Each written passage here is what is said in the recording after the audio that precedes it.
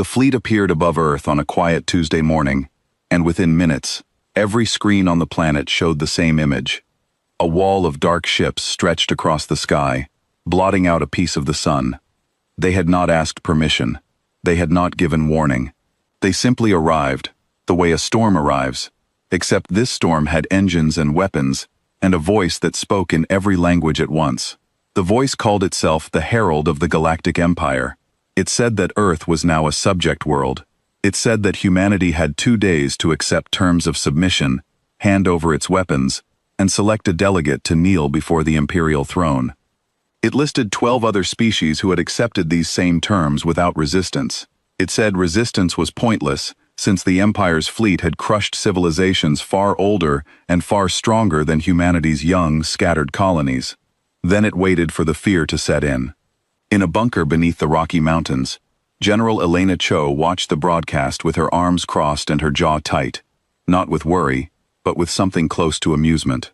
Around her, officers from a dozen nations sat at a long table, watching the same feed. For a long moment, nobody spoke. Then someone in the back of the room, a young intelligence officer who had clearly not meant to say it out loud, let out a short laugh. It was contagious. Within seconds, half the room was laughing, not cruelly, but with the kind of disbelief a person feels when something so absurd happens that the only response left is laughter. The herald's voice kept playing in the background, listing the punishments for non-compliance, and the laughter only grew louder, drowning out the threats entirely.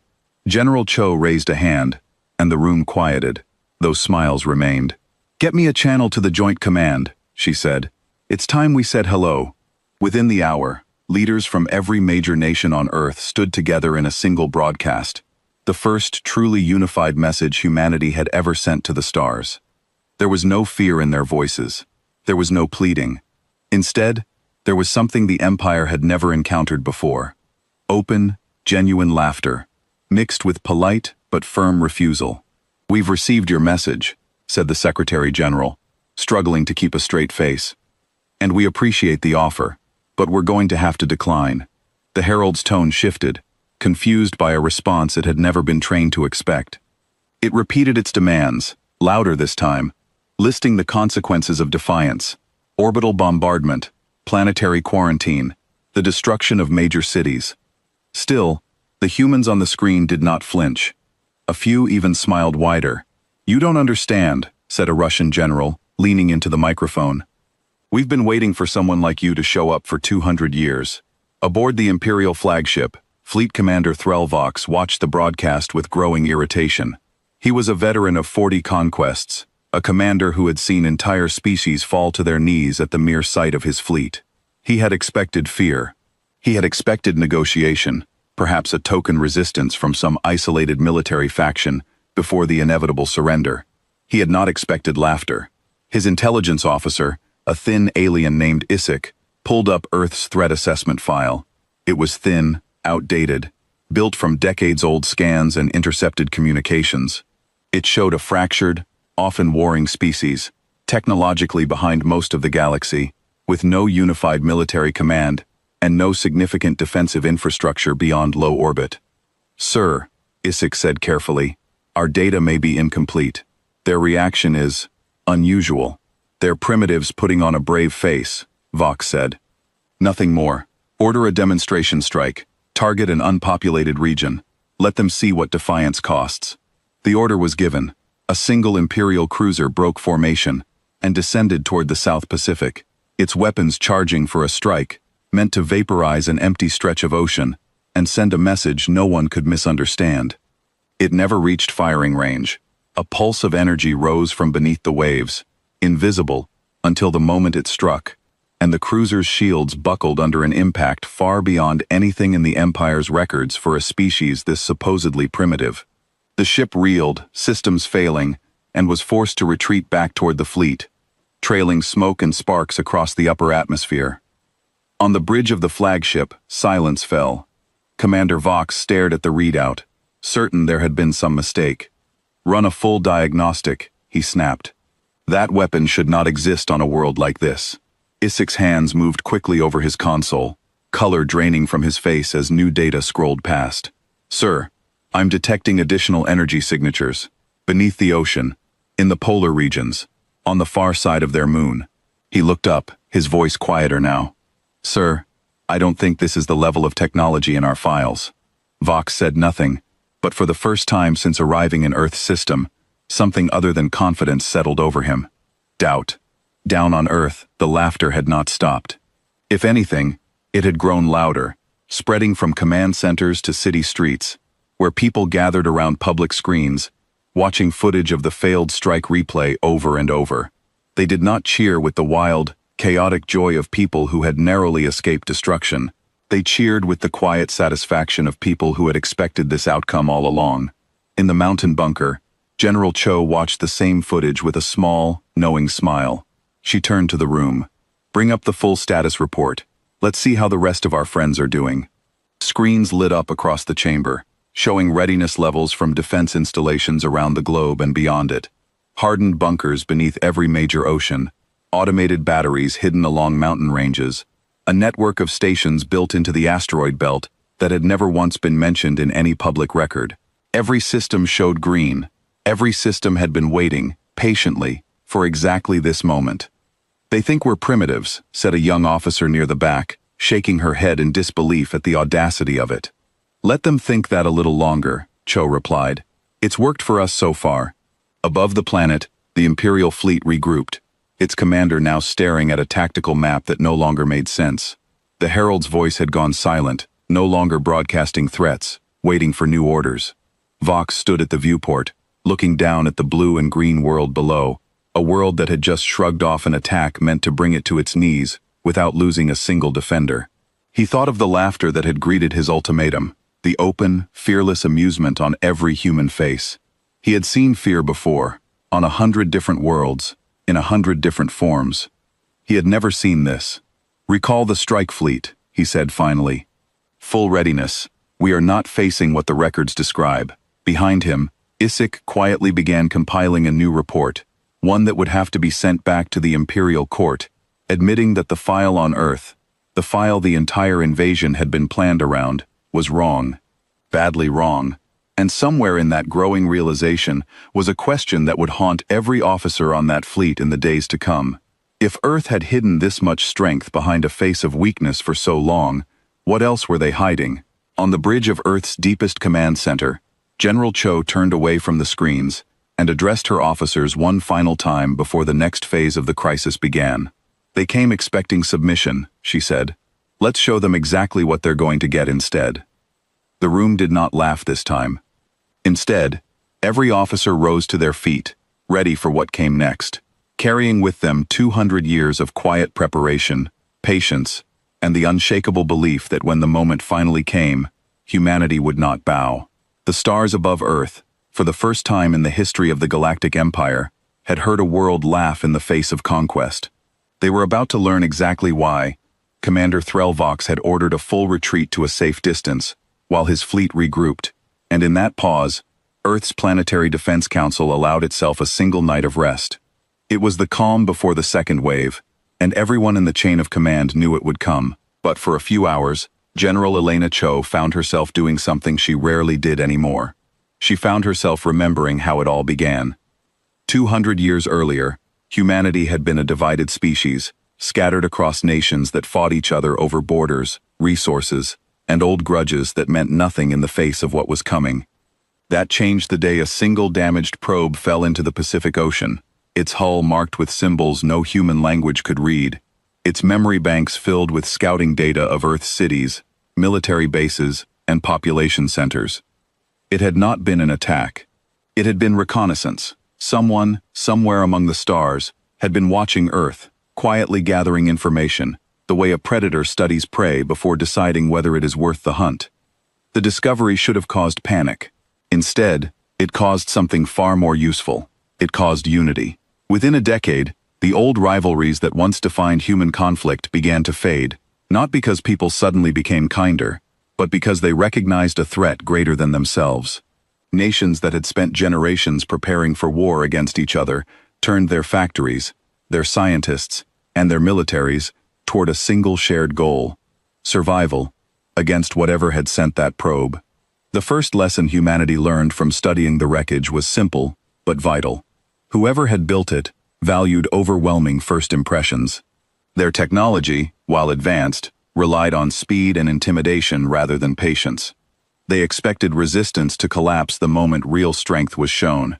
It was a strategy built for conquering frightened, disorganized worlds.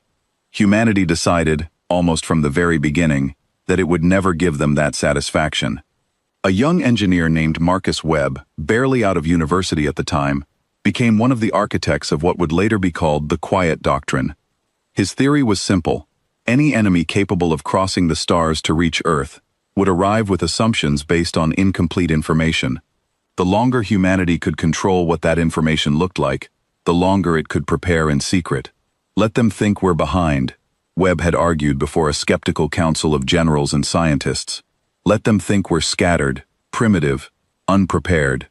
Every year, they believe that is a year we spend becoming exactly the opposite.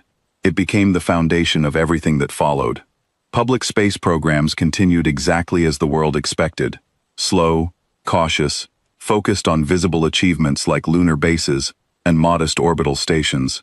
But beneath that public face, a second program grew in absolute secrecy, funded through channels so deeply buried in national budgets that even most government officials never learned of its existence. On the far side of the moon, shielded from Earth-based telescopes and any future observers, construction began on what would become humanity's first true shipyard. It started small, a handful of engineers living in pressurized domes, testing technology that wouldn't become public knowledge for over a century. As the decades passed, it grew into a sprawling complex capable of producing warships far beyond anything humanity displayed to the rest of the galaxy. Beneath Earth's oceans, similar secrecy took hold. Defense platforms were built into trench systems so deep that conventional scans couldn't easily detect them, designed to remain dormant and invisible until activated. The same young intelligence officer who had laughed during the Herald's first broadcast had grown up never knowing these systems existed until the day she was finally given clearance to see the truth. Her name was Captain Priya Anand, and she remembered the day vividly. She had been 24 years old, freshly assigned to Planetary Defense Command, expecting a quiet desk job monitoring routine satellite traffic. Instead, she had been led through a series of security checkpoints deep beneath the Rocky Mountains, until she reached a chamber filled with screens, displaying readiness reports from installations she had never heard of, spanning locations across the globe and far beyond it. "This is the real Earth," her supervisor had told her that day. "Everything you've seen until now was the version we show the rest of the universe." She remembered asking why.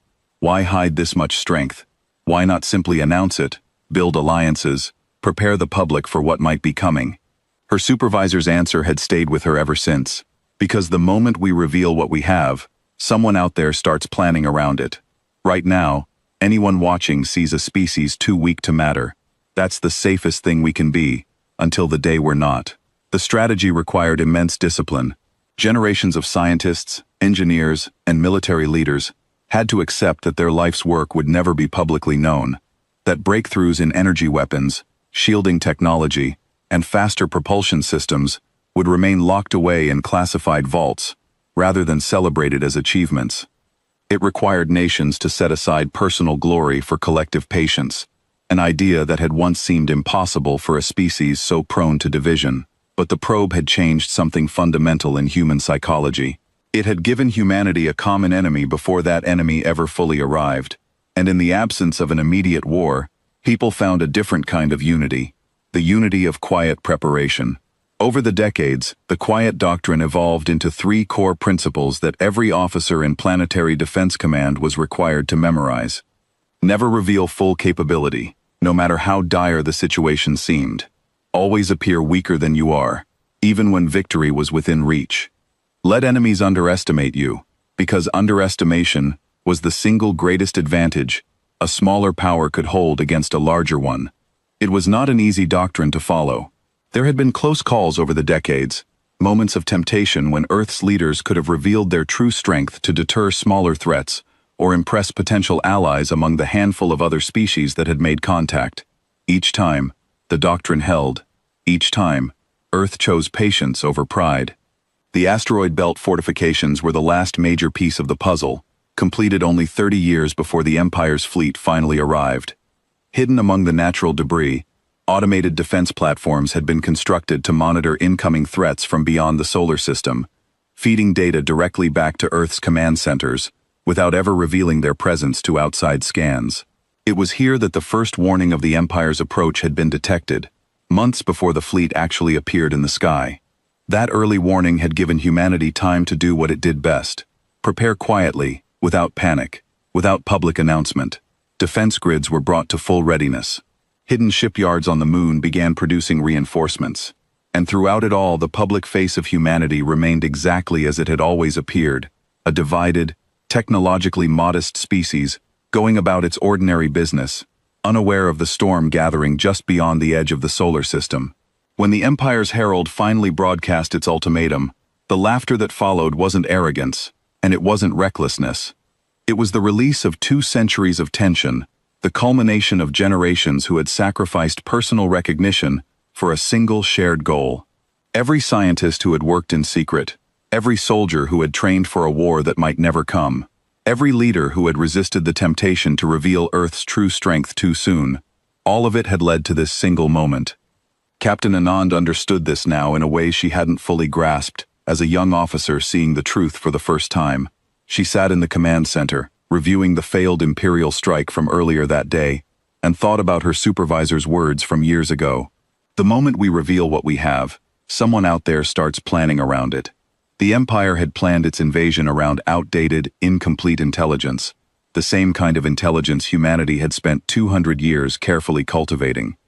They had expected a frightened, primitive world.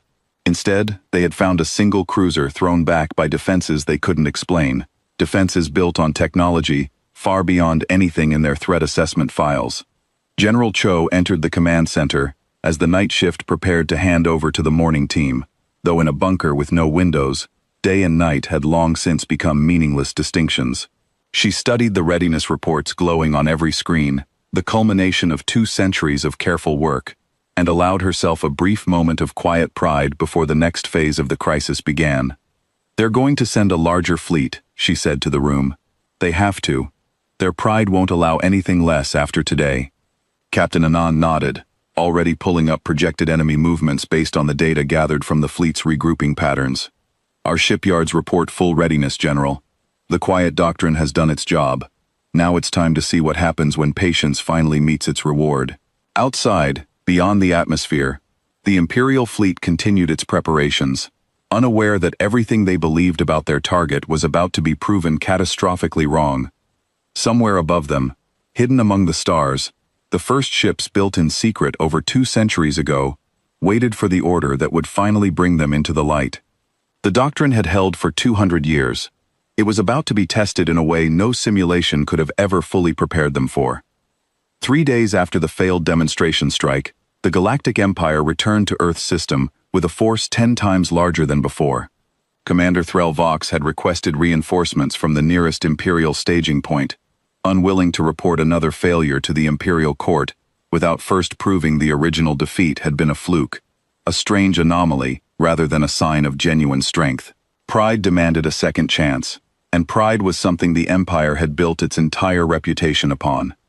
The new fleet stretched across the sky like a second, darker moon, hundreds of warships arranged in precise formation, weapons charged and ready. Vox stood on the bridge of his flagship, watching the tactical display with grim determination. This time, there would be no demonstration strike, no warning shot meant to frighten a smaller power into submission. This time, he intended to break Earth's defenses completely, all at once, before anyone down there had time to react. What he did not know, what his intelligence officer Isaac had tried and failed to fully convey through the proper channels, was that Earth had been watching every step of his fleet's approach since the moment it left its staging point. The asteroid belt fortifications, hidden among the natural debris for 30 years, had tracked the Empire's reinforcements from the instant they entered the outer system, feeding a continuous stream of data back to Planetary Defense Command. General Cho had not been idle during the 3 days of preparation. Hidden shipyards on the far side of the moon had finished their final production runs, releasing ships that had been under construction for over a decade, vessels built using technology the rest of the galaxy had never seen.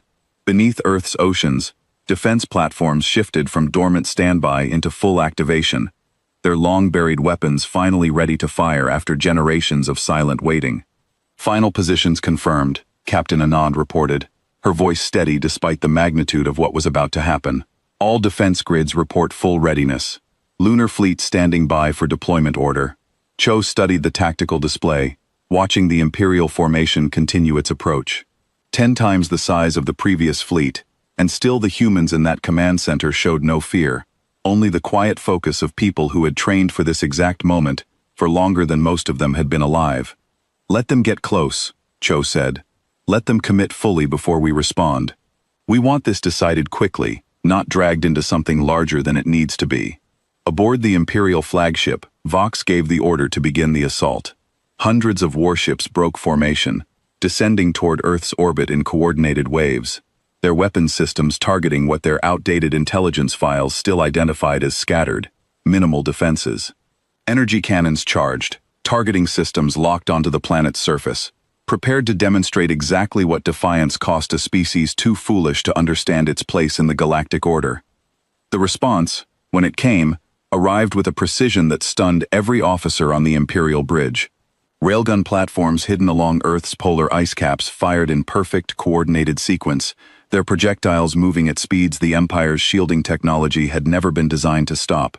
Ships that should have easily weathered the impact found their hulls breached in seconds, systems failing across entire sections before crews even understood what had struck them. At the same time, a layered shield network rose around the planet itself, an invisible barrier built from overlapping generators positioned across dozens of hidden installations, deflecting incoming fire with an efficiency that defied everything in the Empire's threat assessment. Isik watched the battle data scroll across his console with growing horror, the numbers no longer making sense within any framework he understood. Sir, their coordination? It's not random. It's not even simple automated defense. This is... He paused, searching for the right word. This is a unified system. Every platform is communicating with every other platform in real time. I've never seen tactical coordination at this scale, outside of our own command structure. Vox said nothing, his eyes fixed on the display, as ship after ship reported critical damage, their formations breaking apart under an assault that seemed to come from everywhere at once. The lunar shipyards, hidden for 2 centuries, finally released their full fleet. Vessels that moved with a speed and precision that suggested decades, perhaps centuries, of design refinement humanity had never once revealed to the wider galaxy. On the ground, in command centers across the world, civilian populations watched the battle unfold on public broadcasts, many of them seeing the true extent of humanity's defenses for the very first time. There was shock, yes, but beneath the shock was something else. A slow, dawning understanding of just how much their governments had sacrificed and hidden in the name of patience. 2 centuries of secrecy were being unveiled in the span of a single battle. Captain Anand monitored the engagement from the command center, her expression carefully neutral despite the magnitude of what she was witnessing. The doctrine had worked exactly as intended. The Empire had walked into a trap built not from deception in the traditional sense, but from patience, so disciplined it had become its own form of weapon. Enemy losses approaching 40%, she reported. Their formation is breaking. Should we press the advantage, General? This was the question that had haunted every strategic planning session for the past several decades. Earth's military leadership had always known that if the day ever came when they finally revealed their strength, the decision of how far to push would carry consequences far beyond a single battle.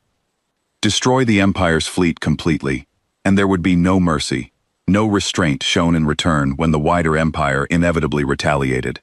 Show too much restraint, and the Empire might regroup, return with even greater force, having learned from its mistakes. General Cho considered the question carefully, watching the battle continue to unfold across the tactical display. Target their command and propulsion systems only, she finally said. Disable, don't destroy. We want them to survive this battle and carry the message back to their Empire. We're not interested in slaughter. We're interested in being left alone, or being recognized as equals. Total annihilation gets us neither. The order rippled through Earth's coordinated defense network, and the nature of the assault shifted accordingly. Instead of continuing to inflict catastrophic losses, human forces began precisely targeting the systems that kept Imperial ships moving and fighting, disabling engines, frying weapons arrays, leaving hulls intact but helpless. It was a level of restraint that would have seemed impossible to the Empire only hours earlier, restraint that somehow felt more unsettling than outright destruction. Aboard the flagship, Vox watched his fleet grind to a halt, ship after ship reporting total loss of propulsion and weapons capability, yet crews remarkably alive, life support systems untouched. It took him several long moments to understand what he was seeing. The humans weren't simply winning. They were choosing exactly how much damage to inflict, with a precision that suggested they could have done far worse. "They're sparing us," Isik said quietly, almost in disbelief. "Sir, they had the capability to destroy this entire fleet, and they chose not to." Vox felt something he hadn't experienced in decades of conquest. Genuine uncertainty about what kind of enemy he was actually facing.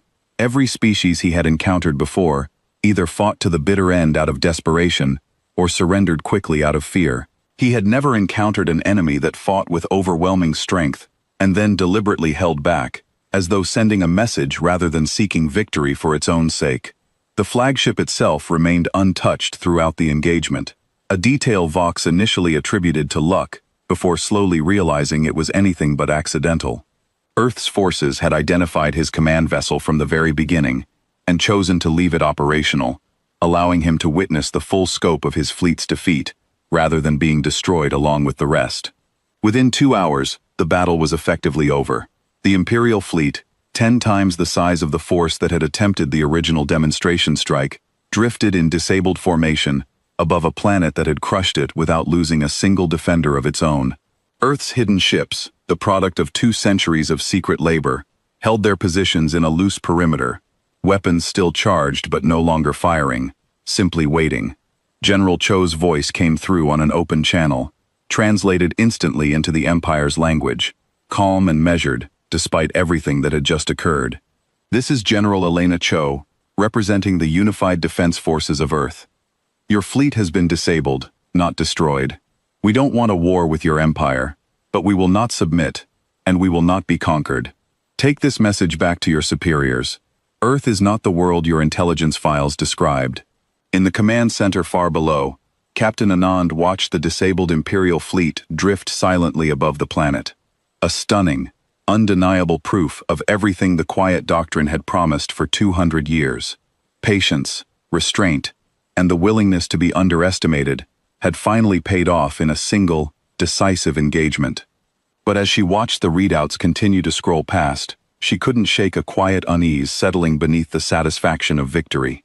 Defeating one fleet, even a fleet 10 times the original size, was not the same as facing the full might of an empire that spanned countless star systems. Somewhere far beyond Earth's solar system, word of this defeat was about to reach an imperial court that had never once tasted failure of this magnitude. The real question, she realized, was no longer whether Earth could defend itself. That question had been answered decisively today. The real question was how the wider galaxy, watching this battle unfold from countless light years away, would respond to the news that humanity, the species everyone had assumed was primitive and weak, had just humiliated one of the Empire's own fleets, without losing a single ship of its own. Above the planet, Commander Vox stared out at the wreckage of his command, already composing in his mind the report he would have to send back to the Imperial Court. A report that would shatter every assumption the Empire had ever held about the small, supposedly insignificant world called Earth. News of the Empire's defeat traveled faster than any single ship could carry it.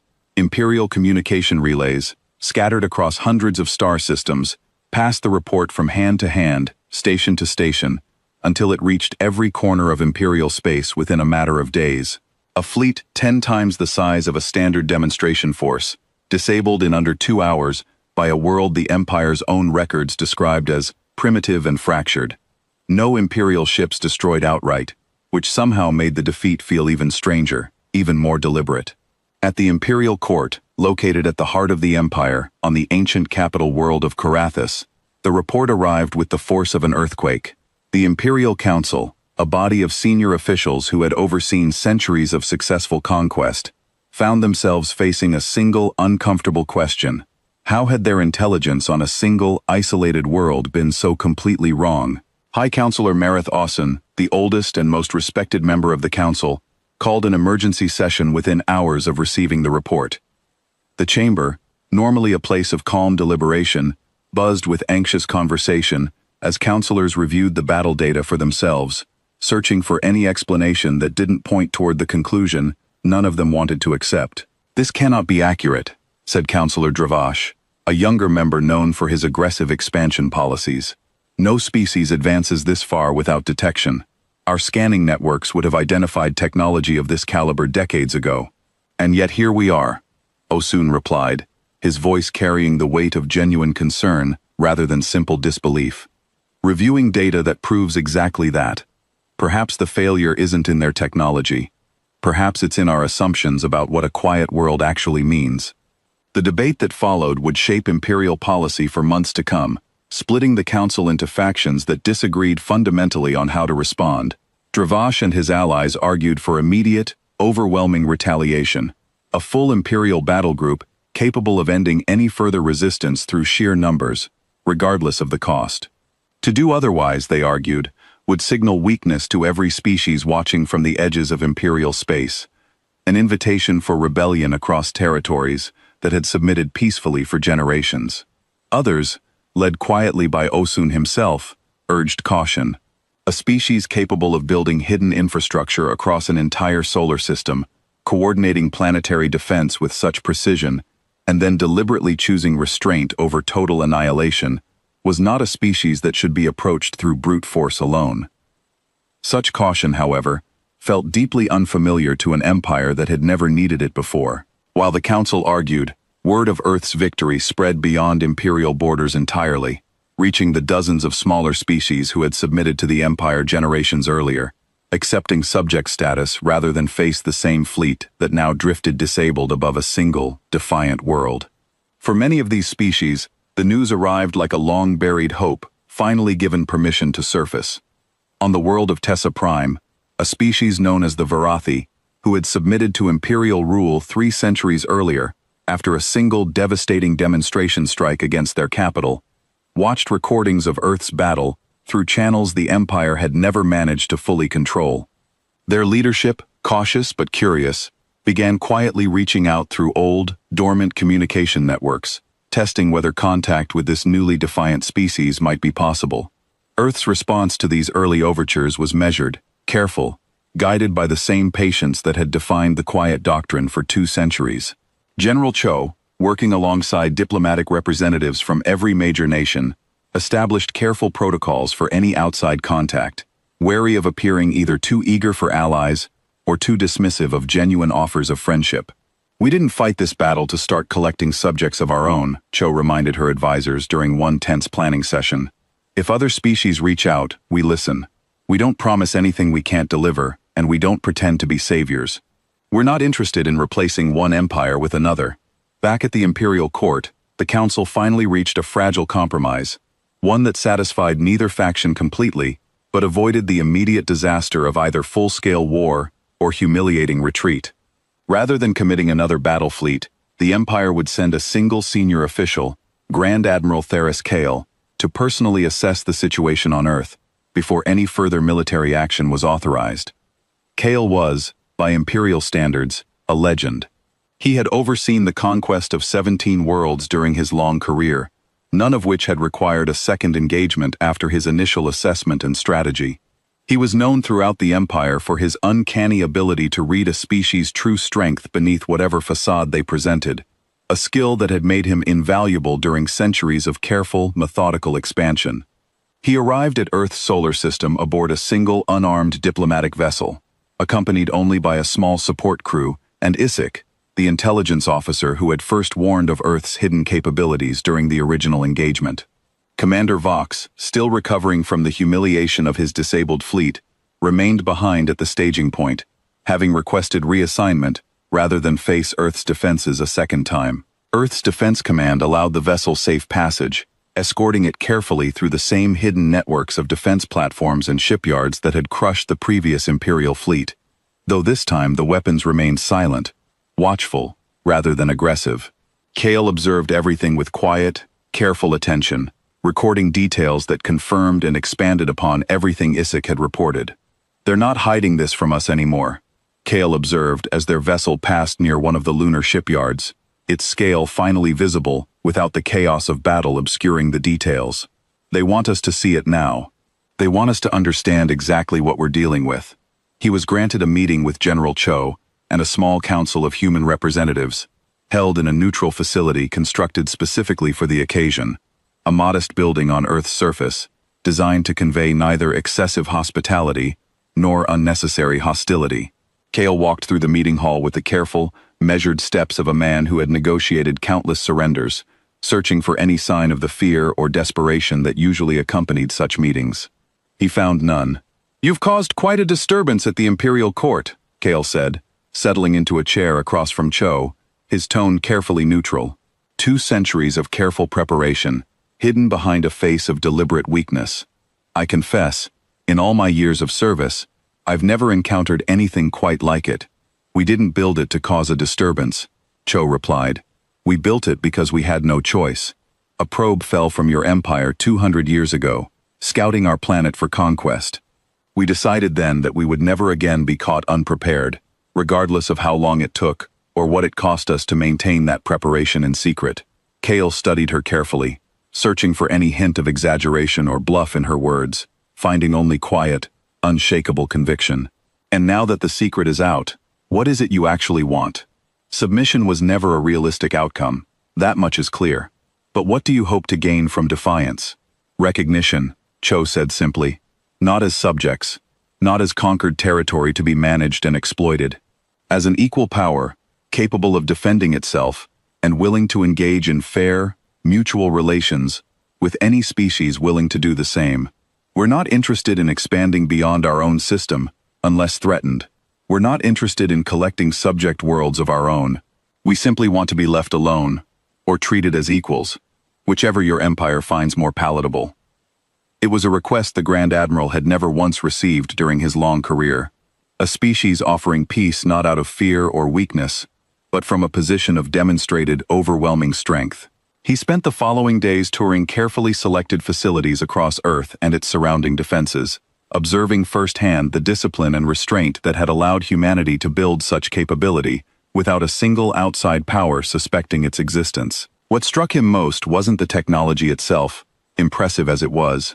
It was the culture surrounding it, the generations of scientists, soldiers, and ordinary citizens who had willingly sacrificed personal recognition, public glory, and immediate gratification for the sake of a danger that might never have actually arrived.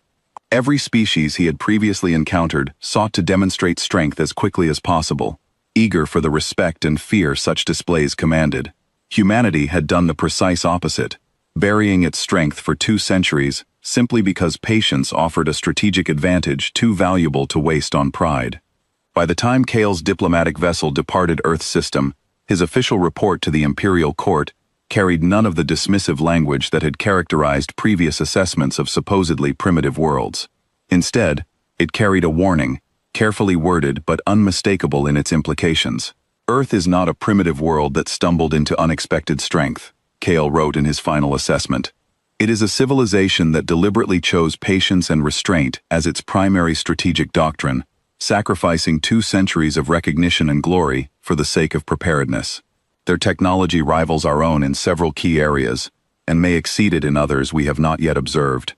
More importantly, their demonstrated willingness to show restraint even in total victory suggests a level of discipline and long-term strategic thinking that should give the Council serious pause before considering any further military action."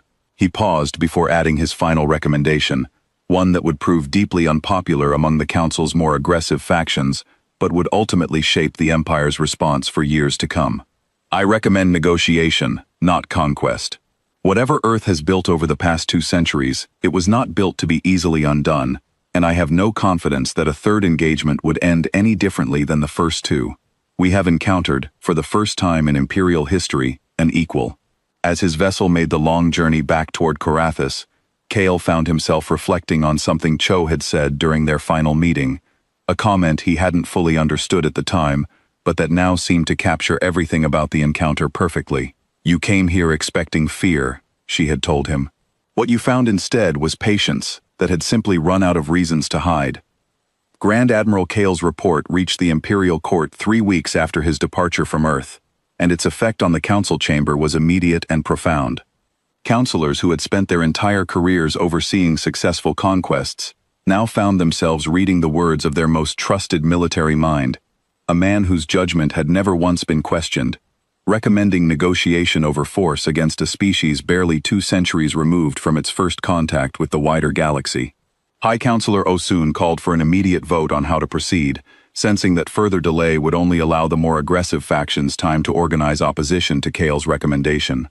Counselor Dravash, true to his earlier position, argued forcefully against what he called capitulation to a single fortunate victory, insisting that the Empire's reputation could not survive being seen to negotiate with a world it had originally demanded submission from. "We are not negotiating from weakness," Osun countered, addressing the full council with the calm authority that had guided imperial policy for decades. "We are negotiating from wisdom. Grand Admiral Cale has overseen 17 successful conquests in his career. He has never once recommended caution over force, until now. If he believes a third engagement would end in disaster, I am inclined to trust the judgment of the single most experienced military mind this empire has ever produced."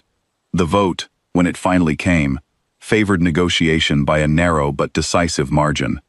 Even Dravash, recognizing the shifting tide among his fellow counselors, reluctantly agreed to support the decision, rather than risk further fracturing among factions that needed to present a unified front to the rest of the Empire's subject worlds, many of whom were watching this exact moment with great interest. Word of the Council's decision reached Earth through the same diplomatic channel Cale had used during his initial visit, a formal request for a negotiation summit to be held at a neutral location, with representatives from both Earth and the Imperial Court present, to establish new terms between their two civilizations. General Cho, reviewing the request alongside her diplomatic advisors, recognized immediately the significance of what was being offered. "They're not asking us to send a delegate to kneel anymore," Captain Anand observed, reading through the formal request a second time to make certain she hadn't misunderstood its careful, deliberately respectful language. "They're asking to meet as equals. That's exactly what they're asking," Cho confirmed. 200 years of patience, and we finally have the conversation we always hoped we'd get to have, instead of the one we feared. The location chosen for the summit was a space station constructed specifically for the occasion, positioned at a neutral point between Imperial and Earth territory, built jointly by engineers from both civilizations, as a small but meaningful gesture of cooperation before the actual negotiations even began. It was the first structure in galactic history built through genuine collaboration between Earth and the Empire, and both sides understood the symbolic weight such a project carried. Earth's delegation was led by General Cho herself, accompanied by representatives from every major nation, finally united in purpose, after 2 centuries of careful, coordinated preparation. The Empire's delegation was led by High Counselor Osun, with Grand Admiral Cale present as both military advisor and the man whose first-hand assessment had made this entire summit possible.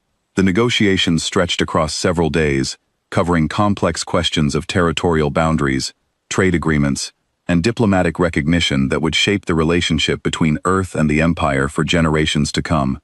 Through it all, Earth's representatives maintained the same quiet, measured confidence that had characterized every stage of the crisis, never pushing for more than fairness demanded, never accepting less than genuine equality required.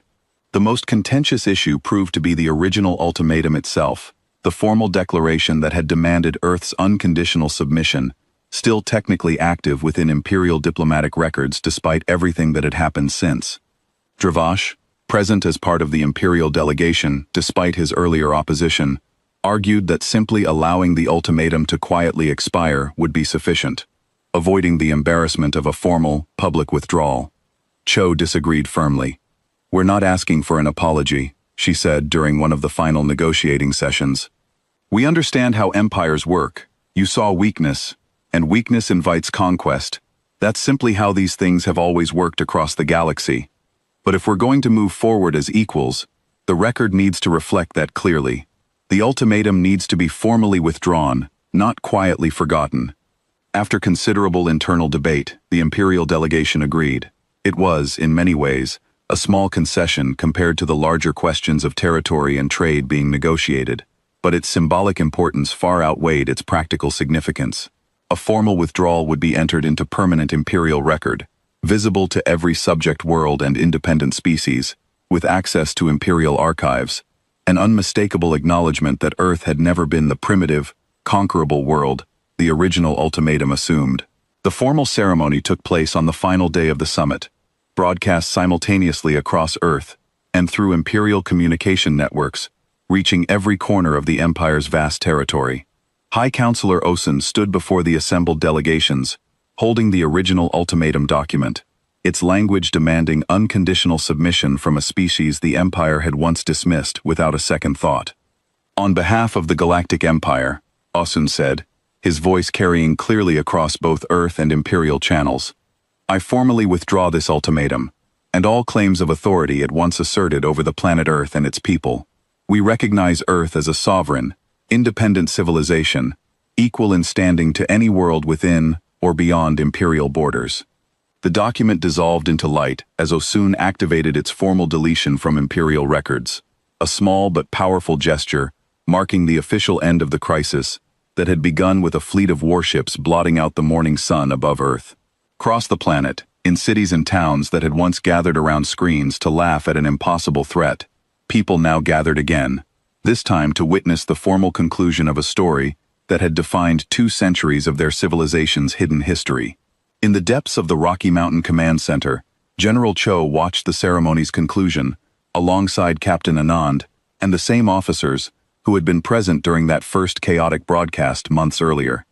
The room was quiet, none of the wild laughter that had characterized their first response to the Empire's arrival, replaced instead by something steadier, something closer to quiet satisfaction at a job finally, truly finished. 200 years, Anand said softly, watching the final moments of the broadcast. 200 years of hiding, preparing, waiting.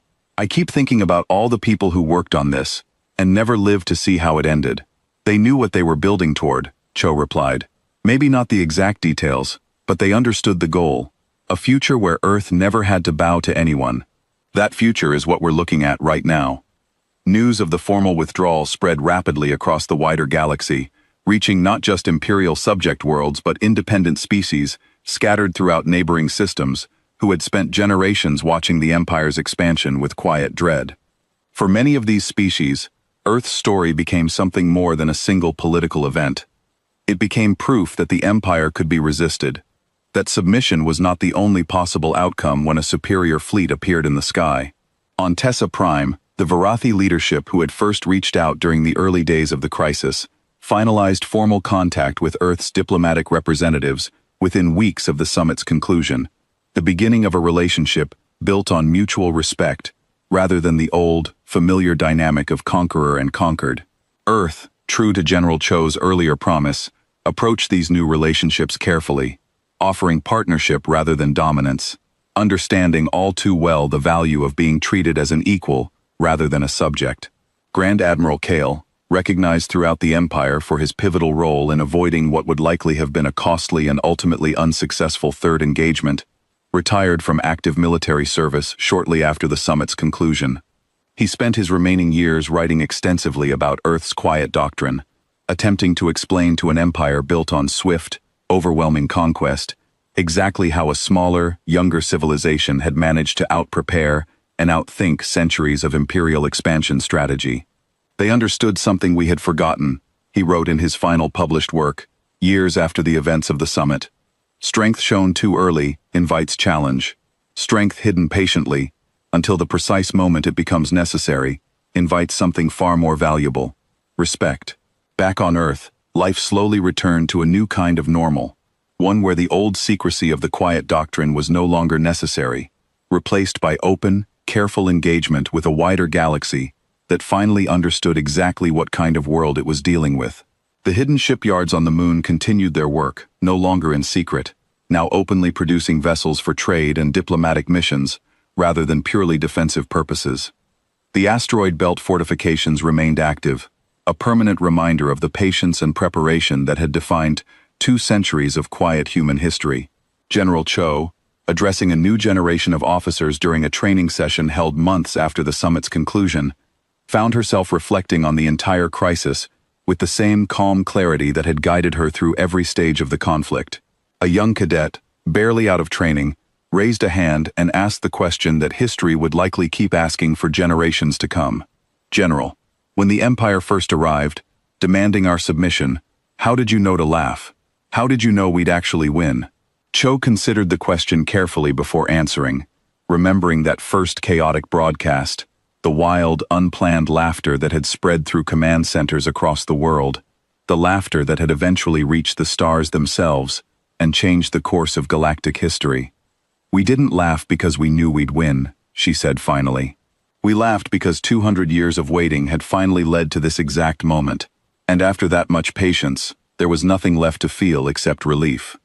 The stars heard us laughing that day, not because we were certain of victory, but because we were finally, after 2 centuries of silence, allowed to stop pretending we were weak. The cadet nodded slowly, understanding settling across her young face. The same understanding that had spread across an entire galaxy in the months following Earth's defiant, unexpected stand against an empire that had once believed conquest was simply a matter of showing up and making demands.